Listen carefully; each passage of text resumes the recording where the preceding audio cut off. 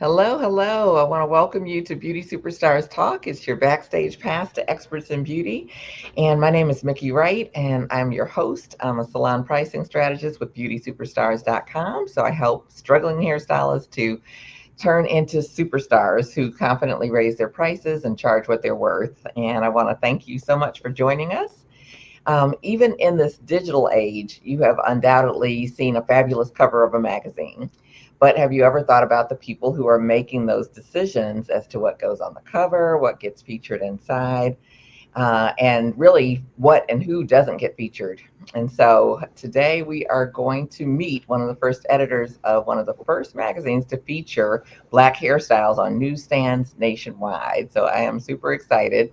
Her name is Cherokee Black, and she is a powerhouse. She's a model, actress, world traveler, writer, and former editor of Black Tress magazine. And we'll find out some other publications that she's been involved with. But before we jump into our conversation, it's like if you are here for the first time, we want to say welcome. And if you are returning, we say thanks so much for coming back. Each and every week, I have the privilege to be able to interview Black beauty bosses who are doing amazing things in the beauty industry. We give voice to their stories, celebrate their excellence, and they drop nuggets to help all of us become better beauty pros and better entrepreneurs. So it's actually more than a podcast, it's a movement, and we want to encourage Black excellence, entrepreneurship, to preserve our history and to bring healing to our industry. So I want to thank our sponsor, which is the Luxury Hairstylist Blueprint, which gives hairstylists a four-step process to raise their prices and elevate their client experience in 6 weeks or less, without guilt or fear. And so if you'd like to know more, be sure to go to beautysuperstars.com. We've got a brand new free workbook that is the hairstylist guide to power pricing. So grab yours today at beautysuperstars.com, and we will help you get those prices raised before the end of the year. So I am going to take a moment and share some of Cherokee's bio, and we will jump right in. So welcome, Cherokee. Hi, Hi. I'm happy to be here. Yeah, I'm glad to have you. So I will share a little bit, and this is in her own voice. So, my name is Cherokee Black. First of all, I am a woman of American ancestry, a mother, grandmother, and loyal friend. I am a native New Yorker whose family's journey started here in the 1850s. I have been a model, magazine editor, actress, writer, and am world traveled. I love books, writing, music, theater, film, and the cultural arts. My interests include beauty, fashion, health, relationships, and their impact on our lives. I have survived unspeakable abuse and have lived a life of incredible highs, terrifying lows, challenges, personal, professional, and victories achieved amidst daunting odds, which have served to forge an unshakable spirit with indomitable strength. My life's mission is to share with others so as to grow, thrive, learn, reinvent, and empower each other during this, the prime of our lives. And so I think that is so powerful. So welcome. It's like we love Thank that. you. Thanks. Yeah, so you have been around the beauty industry for a while, from what I can gather. So I always love to find out, like, how'd you even get involved in the beauty industry? Was it happenstance or did you plan it? My I grew up in a show business family. My mother's godmother was Ethel Waters, and I was Oh, around show business people all the time. And my mother thought that I should be a model, either a model, it's crazy, a model or an airline stewardess is what she was okay. thinking back then. And She took me to my first modeling agency, which at the time was Black Beauty Models. Oh, It was the only Black, well, actually, I think Dee Gibson had Ophelia DeVore too. There were two Black model agencies. And when um, Black Beauty opened up, she took me there and I started modeling. I was about 16 years old at that mhm. time. Yeah. So what was that experience like? Where did you feel thrown in or what was that? I enjoyed it. It was fun, but my look was a little different because when I would go on auditions, um, I would be told by casting directors and stuff like that that I wasn't ethnic enough and things like that. Okay. Um, which is interesting. And even today, when I do work in television, I worked on a couple of television shows. In 2019, I was a Native American elder. So Okay. it's interesting because I identify as Native, Afro Native, Okay. basically at this point. Yes. Yeah, yeah. Well, it sounds really interesting, and like you say, that you're not ethnic enough. Yeah, it's we, insulting, kind of. yeah, yeah. It's You like we know, hear that, even now, like, where do you fit in, and how do you fit in? right. Yeah, and so I think representation is so important. That we see images of people who look like us, whatever it is that's us.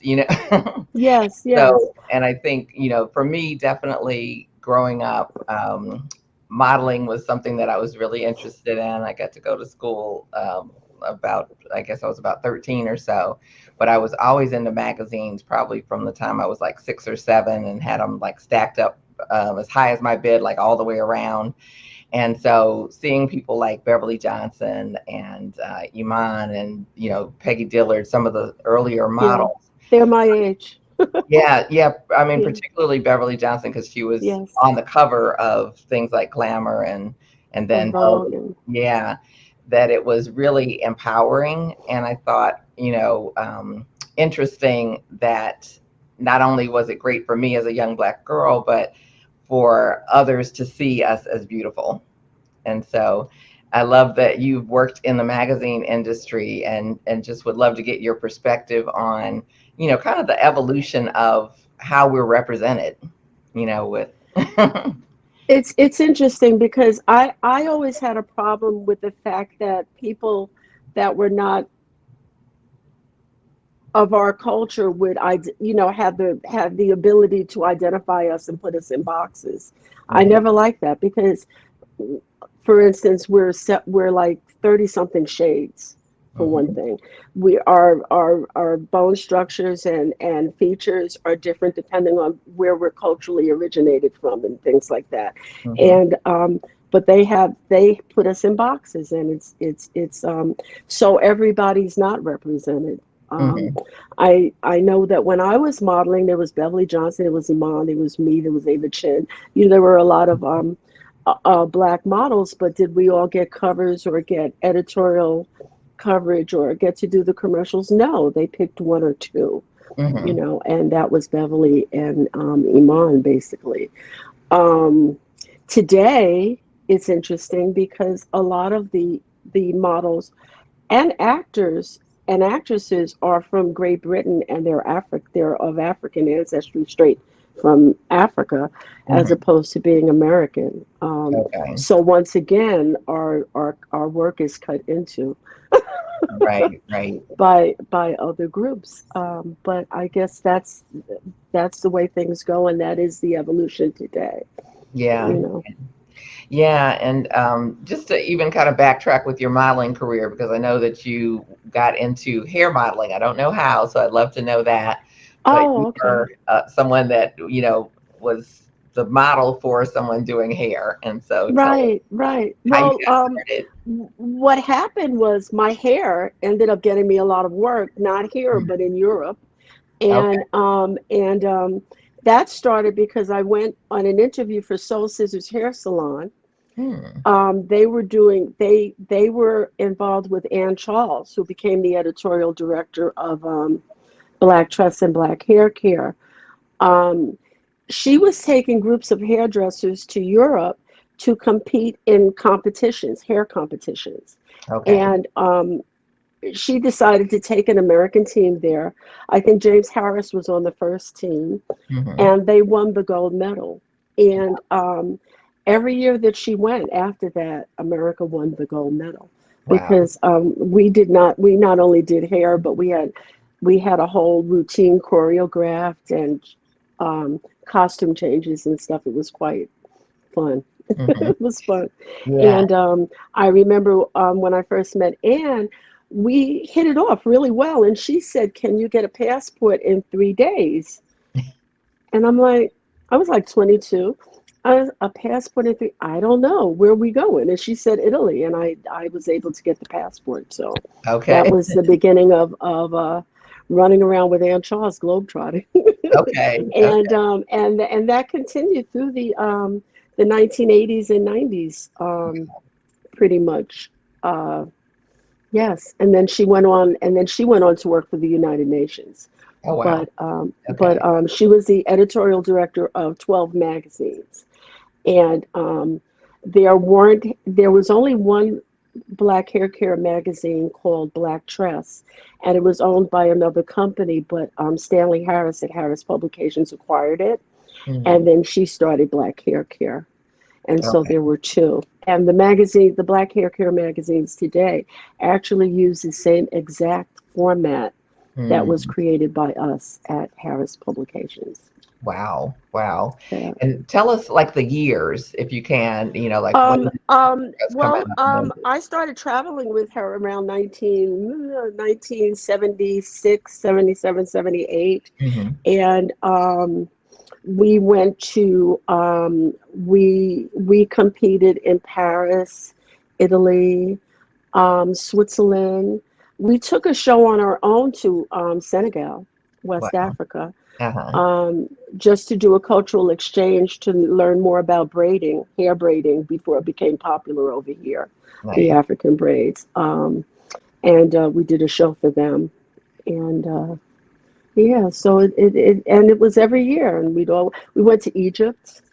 We Uh-huh. went to Egypt. In the pictures, you'll see the different places that I sent you pictures of.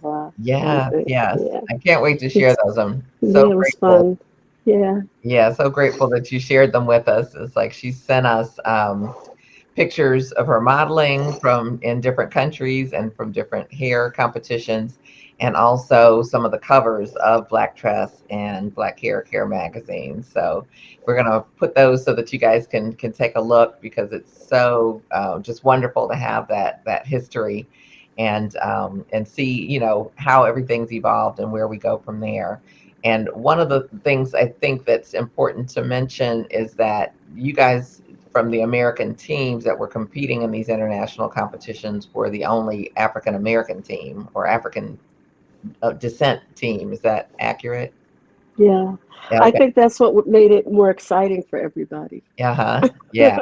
Yeah. And Yeah, you brought home the gold. So, all the time. Yeah. yeah. So you were really the And stylist. our theme would always be totally American, like Bruce Springsteen singing "Born Mm, in the USA." All right. the music was American, Okay. no doubt. Yeah. Yeah. Yeah. Absolutely. That's wonderful. And so, from modeling, and doing the hair shows and that type of thing. And these were, huge international competitions. Can you tell us the names of any of them? The competitions. Uh-huh. Well, the one that I remember mostly was the group was called the Confederation Mondial, Okay. and that was in Paris. Okay. And there were different branches of it in England and in Switzerland and different places. Switzerland was really fun because the first time we went to Switzerland, we were staying at the same hotel that Tina Turner was staying at Wow. when she left Ike, and she was working on her act to make her comeback as a single performer. Uh-huh. And so we got to hang out with her and the band, and that was like incredible. We were in the lobby, and the guys said, "Are you American?" They were so excited because I guess they had been here so long. So that was fun. Yeah, we had some interesting experiences. Yeah. Yeah, that's You know, phenomenal. I yeah, would love yeah. that. I'm a big We ended up crashing Natalie Cole's birthday party in Paris. okay. Things like things like that. Just a little something like that, right? Yeah. Yeah, that's really cool to have all those experiences. So, how did you go from modeling and, hanging out with Ann Charles to actually, being part of the magazine? Well, she needed an editor for Black Tress and Black Hair Care, Hmm. and I like to write. So Okay. she gave me a couple of assignments. She trusted me, of course, because I was around her all the time. And she gave me a couple of assignments to do, and Stanley hired me, surprisingly enough. So I started writing. I also freelanced for Essence. Okay. I did some beauty articles for Essence magazine, and I today just recently started writing for Harlem World magazine. Oh, nice. So I'm bringing my playing my writing forward. Awesome. Yeah. Yeah, I've got a chance to spend a little bit of time on your Facebook page and see some of your writings, and it's like I love how empowering they are, and how it's like you've taken each life experience and just turned it into it's like okay, this moves me forward rather than lets me get sunk and taken out. Yeah, it's really funny. The Facebook thing started. I always wrote everything down, all my experiences, and then Mm-hmm. I get up in the morning and I do like a stream of conscious writing, Mm-hmm. first thing in the morning, and I just go straight to Facebook and write it on Facebook. I Okay. really need to work on my book, which I'm going to move away from that a little bit. But it turns out that it was for things that would come down to me from Mm-hmm. my own life and experiences, but I would write it in a way that I could share it. And it seems to resonate with a lot of people on Mm-hmm. social media. So I have quite a few followers, and a lot of people that follow me that talk to me like I'm their girlfriend, Mm-hmm. or Right. their friend. So that's kind of fun. Yeah, you have Yeah. that kind of personality, so I'm Yeah, not thank surprised. you. Thanks. But tell us a little bit more about the stream of consciousness writing, because I think that that is really powerful. And It's funny, I just wrote something on Facebook about I challenged mm-hmm. people that read my Facebook page to get up in the morning and take 15 to 30 minutes and just write whatever comes to your mind.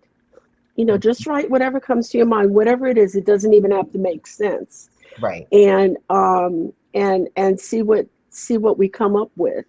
Mm-hmm. And I challenged them to let me know if they wanted to do that. And I figured maybe we could start like a writing forum or something and Mm-hmm. share content and ideas. And maybe somebody will get a book out of it, Yeah, yeah. or a book of essays or a memoir or something, Mm-hmm. screenplay. You never know. Right. Exactly. Yeah, yeah. And it also is just good to like clear your mind. Last Yes. night I was on Carla Jones, is one of the business coaches in the beauty industry, did an amazing class or webinar, I guess you could say, on the digital direction, I guess you could say, with Facebook and some of the other players in that digital space, and what it's doing and the direction that they're going, and keeping up with data, all of those kind of things. But there is and she actually, I think, even mentioned like us being addicted to our phones. When you wake up in the morning and the first thing you reach for is your phone, rather than saying good morning to someone, in No, your it is an addiction because I keep writing saying, I'm not going to be around for a while. I have things to work on. uh-huh. And I just can't. You always end up going to look to see what your friends are doing, Right, and right. we're too nosy. It's Okay, too right. much. We're not supposed to be, I don't think we should be that visible. I hmm think, hmm I think that we're losing a lot of our privacy. And Yeah. I think that we're allowing it to happen hmm because we're always right there, Yeah. you know. We're And no, like you now said. that that's happened, I don't know that we'll be able to rein it back in. Uh-huh. Yeah, but I thought the stream of consciousness is writing that first thing in the morning before you do anything, before you touch anything is, I think, as you said, like a way to tap back into our creativity and to And the spirit, because you might remember, you don't know that you're remembering, but you might remember a dream hmm that you had, because some of it will seem kind of crazy and you go, what the heck? And then, as you do it, things will start to come in, yeah, and make more sense. yeah, yeah, and you kind of can get time for downloads, it's like, as I call it, where it's like, oh, okay, that's a great idea. Let me write that Yeah. down. We have to learn to be quiet again. Mm, There's too much noise, too much static. Everything's always going. There's always a device on, the television. right. Music is okay. Um, I like music a lot, hmm and I've been trying to look less at television and just listen to music. It's more relaxing, and you can write. There's too much noise. It's too busy. The world is too busy. The kids never read anymore. They're always hmm texting. Right. They're always texting and talking on the phone, and they're losing sight of they're not. We were innocent when we were of a certain age. There's no innocence after the age of 5. Okay. Yeah. Yeah. Because the parents give the kids the phone, and they know how to work the phones better than we do. Right. Right. It's insane. It's all they know. Yeah. Yeah. Yeah. So I I'm going think, to be a great grandmother. So oh, what I'm going to do, what I'm going to do is I'm going to introduce books into her life yeah. immediately, Uh-huh. and try to give her a love for reading before all that other stuff happens, Right. because I think we need to start doing that. Yeah, I think that's a beautiful idea. And even Yeah. for us as adults to incorporate more time for reading. It's like I've Yes. always loved reading, but I know that at different times I'm like, I feel like I don't have time. And it does take you into another state, another space. So, No, it's funny. Women, they love pocketbooks and shoes. I mhm. like Barnes and Noble. Okay. I like to find little hidden bookstores. I like Yeah. books. Yeah. Yeah. Yeah. There's something nice about being able to touch something as well, not necessarily on the Yeah. The screen. smell of the paper even turns me on. Yeah. It's like Okay. crazy. I hear you on that. But yeah, so talk to us about your time with the magazine because I think, it's like as an editor, it's like, what is an editor to begin with? And then, it's like you have the ability to impact and influence so many people nationwide. What does that feel like when you're in the moment of it? Does it have that It's same? really interesting because I didn't realize the power when I had it, which Okay. is really Okay. which is really funny. But I really enjoyed doing it. Edit. I would interview models for photo shoots. Hmm. I would arrange photo shoots. I'm very close to Reggie Wells, who was Oprah's makeup artist for 25 years, Hmm. because when I met him, he was just coming into makeup. Okay. And a couple of the covers, he recently told me that two of the covers that he did for me actually helped him get where he is today in Mm, his career. And I was real excited about that, but I didn't know about it. But right. yeah, so Reggie Wells, you meet a lot of people. Lanier Long was an excellent makeup artist.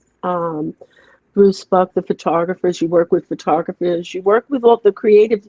You have a you hone a creative team to Hmm. work with you. People that get your eye and know what you want, and you work with them. People submit articles to you. You have to edit them. Sometimes you might have to rewrite some of it. Um, um, it was great meeting a lot of the models that I used to work with. Magic. Hmm. And Patrick Kelly Hmm. was a wonderful designer that we met.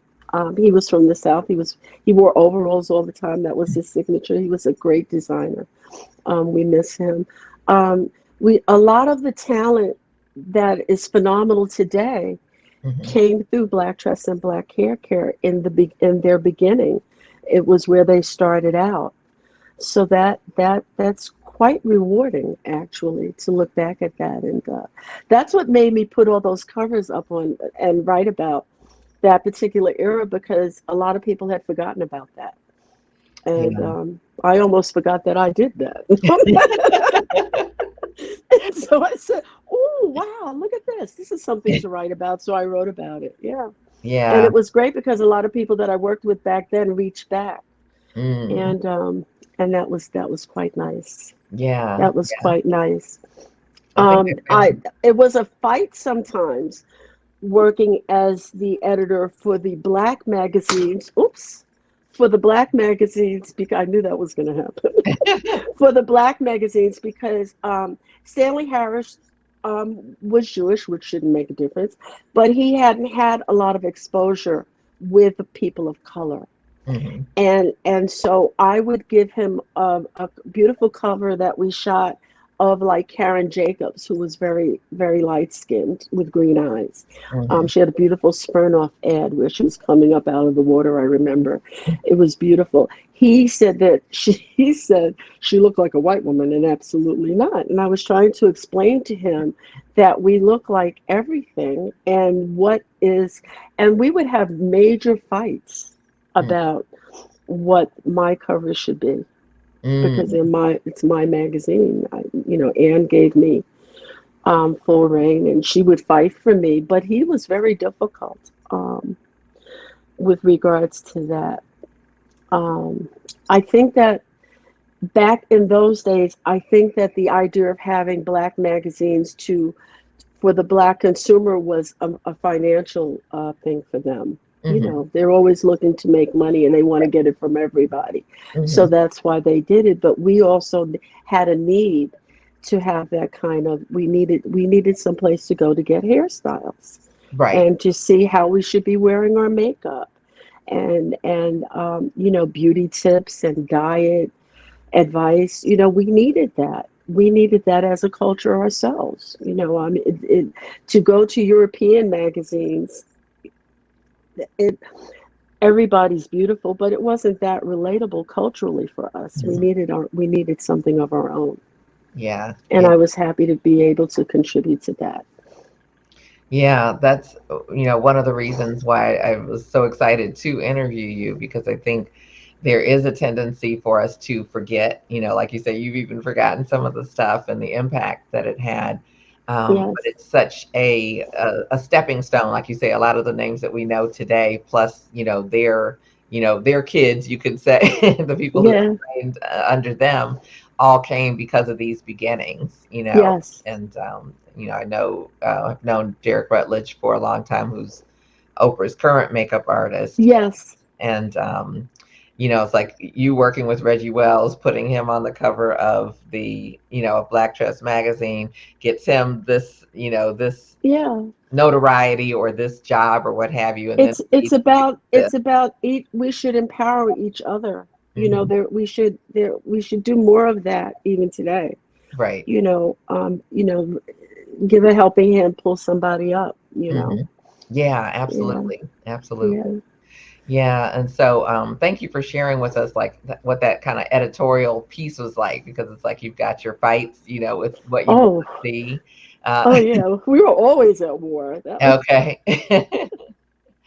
Yeah. So what would you say to someone now who's like kind of, maybe in the beauty industry, but thinking about media in some way, shape, or form, which of course social media is an avenue that we have to express ourselves, blogs, but maybe even writing for some of the publications that are out now. So is there anything that you'd say in terms of their career, their journey, or preparation? it's really funny. Things are so different today with computers and technology because I was that girl that I would just show up at your office Hmm. and say, "Hi, my name is," and this is what I do, and even at Essence, I would go, just go up, take the elevator, hang out. You can't do that now Hmm. because of because of the World Trade Center, the whole home security thing. You can't do that anymore, so it's a little harder to get in. Hmm. Um, you get your articles together, you put it in a format and you email it off to whoever and hope that they look at it. I Right. think it's much more interesting for them to feel your personality and your energy and your spirit. Yes. um, but with technology, you're not getting a lot of that, you Yeah. know Yeah. and I that's really sad. Like, I'm really excited to talk to you today. Okay. But I got your energy in it's a tone when you Uh-huh. even when you write. My grandmother used to say, it's not what you say, it's how you say it. Now it's not what you say, it's what you write and the tone of it and how you say it. You we're just finding different ways to engage each other, you Yes. know Yeah. and it's getting harder and harder because if you don't see somebody. But yeah, it's all about the engaging people, Yeah. and sharing with them and letting them feel where you're coming from in your spirit. And there's a lot of energy spent on what you look like, and that whole thing. And I think that women need to spend more time working on their spirit. Men too, especially men. They Hmm. need to start working on their energy and their spirit and being kinder and more compassionate and more empathetic, Hmm. because beauty is fleeting. It's gone in a minute. Hmm. And then if you're ugly inside, my grandmother used to say, beauty, skin deep, ugliness cuts to the bone. That's really, that's really true. Yeah. And I'm seeing that more and more now because I'm a mature woman. Hmm. When you're a kid, you're like, what is she talking about? She's crazy. But it's actually then you become her. Okay. And as an elder or a mentor, you have to pass it on. Yeah. Yeah. Because it will come, there will come a time, if you're lucky enough to have longevity, which is a gift, then it'll start to resonate Hmm. with you. Yeah. Yeah. Well, you Yeah. look amazing. Just Oh, thank you. I love Thanks. your hair. It's like Oh, thank you. Yeah. yeah, The but you're same definitely pigtails right. I wore when I was a little girl that I swore I'd never wear once I grew up. Oh wow. Except Okay. I wrapped them. Yeah.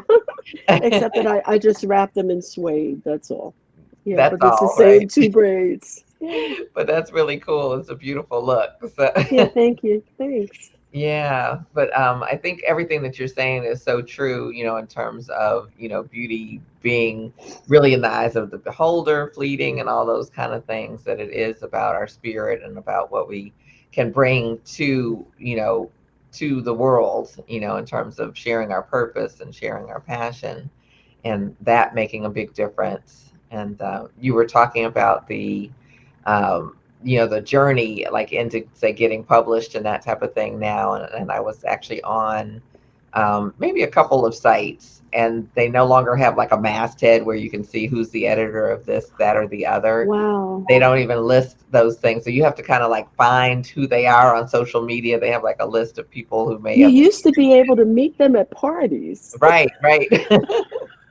I think that You will come used to back be again. able, I But mean, you used to be able to meet them socializing right. and have a conversation, and then they'll say, "Oh, come on up. Let me have your card." That's changing also. Uh-huh. Right. Yeah. Right. Yeah. Well, now the card is digital, so that's one. Yeah. And with COVID, it's like we are starting to open back up, so there is more networking opportunities. But I guess just being prepared for whatever comes up I feel like I've aged 10 years. during COVID.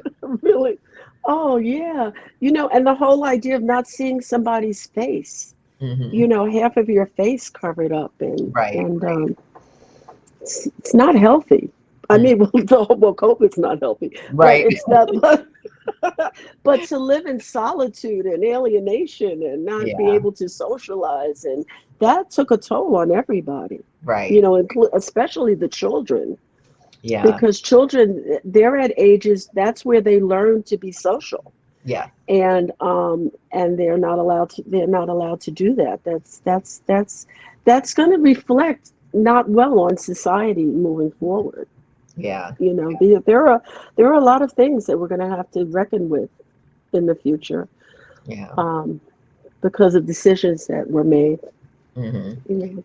Yeah. And I trust we'll be able to move forward in whatever way, shape, or form that takes, because it's like we Yeah, are it won't be the same, but we'll be so happy to be free right. that we'll just go back to how we were. I Yeah. think. I I don't don't think know. it'll It's be like, that I don't hard. know. We'll see. We'll see if Yeah. we get back to where we were. Yeah, well, I'm a little stiffer, but Okay. I can't wait to get to a Pilates class, do some Yes. stretching. Yeah. And so from doing the magazine, what was the next chapter for you? After I left the magazine, I started doing, well, I'm always writing, so I have a bunch of stuff that I need to just take to somebody and see if I can get it published. Uh-huh. But I do makeup. I'm Hmm. a makeup artist. I do Okay. makeup. I worked a while in retail. I was a caregiver for 33 years. My sister had a stroke when she was 27, and so I always had that. I raised my nephew and my son, and so I've always had something to do. Hmm. You know, Now it's me and my kitty cat. Okay. and I'm free to do me now. So, we'll see what's down the pike. I right before the pandemic, I was back to auditioning and taking classes to sharpen my acting skills. I'm classically trained as an actress also. Oh, wow. So, I don't know. I don't know what's coming down the line for me. I know that I am writing. I'm working on a memoir. Nice. Um, and that memoir has become 4 books. Oh, wow. Yeah, Okay. it started out being one facet, but my life has been, I've had so many different lives Yeah. that I can write about them now. Yeah. So what have you Yeah. learned about Cherokee through this journey so far? Oh, that I'm resilient. I'm very strong. Um, I'm not afraid to be alone. I'm a fighter. Hmm. Um, I'm empathetic. I'm a good loyal friend. I mean, everything that you said in my bio Okay.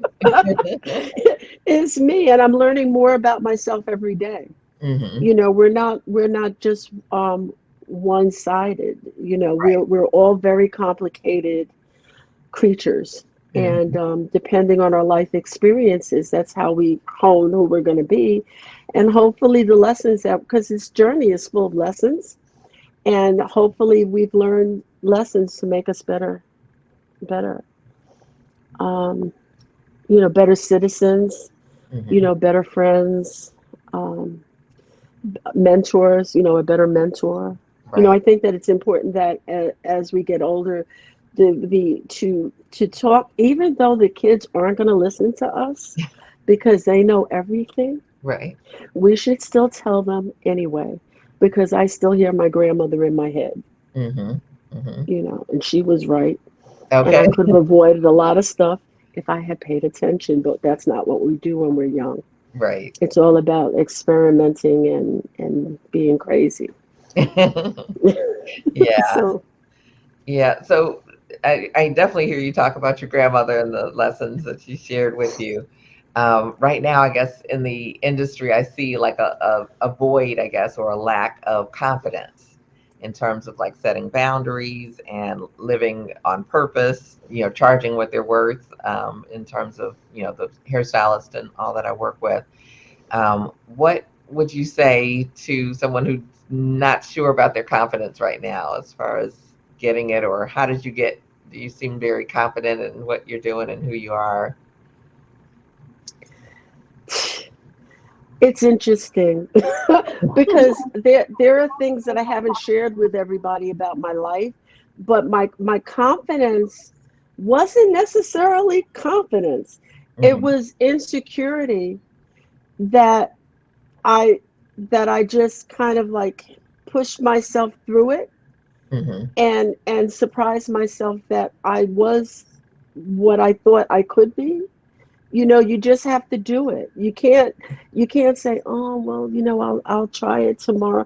You have to just write it down, write it down, make your goal. You have dreams, write them down, prepare, take classes, if there's someone that you like, what they do, try to have a conversation with them, write them a letter, try to get them to talk to you, and just the main thing is to just focus and prepare yourself so that when the opportunity arises, you're ready for it. Hmm. I've been blessed to have a lot of opportunities, and at this age, I thought when my sister passed away that, well, you're at this age, your hair is white, woman, get a grip. Well, my hair is white, but it's amazing how things are opening up for Hmm. me, and I'm not even trying, and that goes to, I think, the work and the trail that I left behind me that's catapulting me forward. And I think that we just have to be positive and go for it, Hmm. you know. Yeah. Um, these kids with social media, it's amazing how much money these kids are making, and I don't even know what they're really doing. But but they're influencers and they're making this money, and it's absolutely fabulous because it's an easier, it's if you can get the attention. I thought it was more fun getting the attention like as a normal person, mixing and mingling with people and Mhm. living.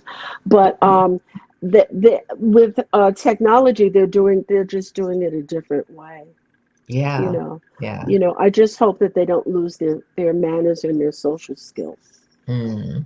You Yeah. know, because it's important to be able to engage people and Hmm. have conversations, and it's important to read books and not just focus on technology. Right. You Right. know?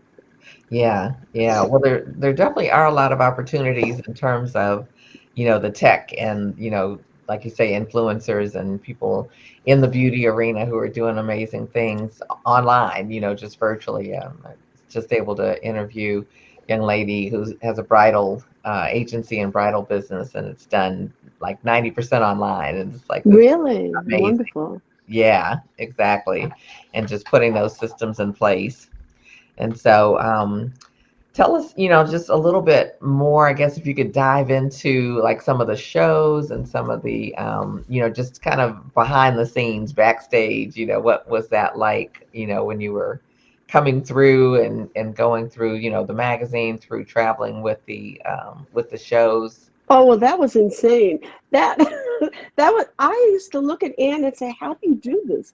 She would start off saying, "Okay, we're going to do this show. We're going to England," Uh-huh. and she would get the hairdressers together. There were some that were on board all, but she had a regular crew of Hmm. hairdressers and models that always made the trip. And you don't fly for free or stay in hotels for free. So she was very good at getting sponsors Mm. for these trips, and it was wonderful to learn how she did to be on board to watch her do that. It was amazing. Yeah. um, One of her major sponsors was Revlon at the Mm. time, and Cream of Nature and their products, and they would actually pay for the hairdressers and the models to Hmm. go overseas, and in return she would give them free editorial play in Mm. the magazines associated with the shows. And it was really a nice balance. It was amazing how at the last minute, sometimes we'd be like, oh my God. And then at the last minute, we'd be running through the airport trying to catch the plane. Okay. It was quite crazy, you Okay. know. Yeah, Yeah. Yeah, it's like, well, I love hearing about the sponsorship piece because I think that's something that we hear about a little bit, but hmm, it's like just learning more about like how do you navigate that and what does that look like? right. Any, Because, for instance, Stanley Harris, the publisher of the magazine, he never understood because we were gone like every couple of months. We were gone, but we came back with so much material there was nothing to say, and he didn't understand how we were getting where we were going, but we right? always got there and got back. So Okay. so that worked out. It was nice because it was a global exchange, Hmm. and who knew that who would know that there were hair competitions Right, all over the world. right. I mean, literally all over, even in Egypt and Morocco. I mean, that's crazy. Uh-huh. Yeah, And we would come back and write about that, and it was great to share those experiences with the readers. yeah. I think that they would look forward to see where we were going next. You know, Absolutely. And I think, yeah, well, this whole series, I usually do like a series, and this whole series is, it's more than hair. And, it's more than just going down to your neighborhood salon and getting your hair done. It is global, like you say. It's like there's yes. the the the shows, not only the competitions, but the level of training that the hairstylists have to go through and makeup artists and what have you, in terms of just the hair part. But then there's putting together, like you say, the choreography. There's putting The together the the creativity, costume. the creativity is amazing. Right. What the ideas that they come up with, it's just Hmm. amazing. And it's not just they take it from the hair to the hair pieces to to the wardrobe to the Right. dance. I mean, it's absolutely incredible. Yes. It's Yeah. incredible.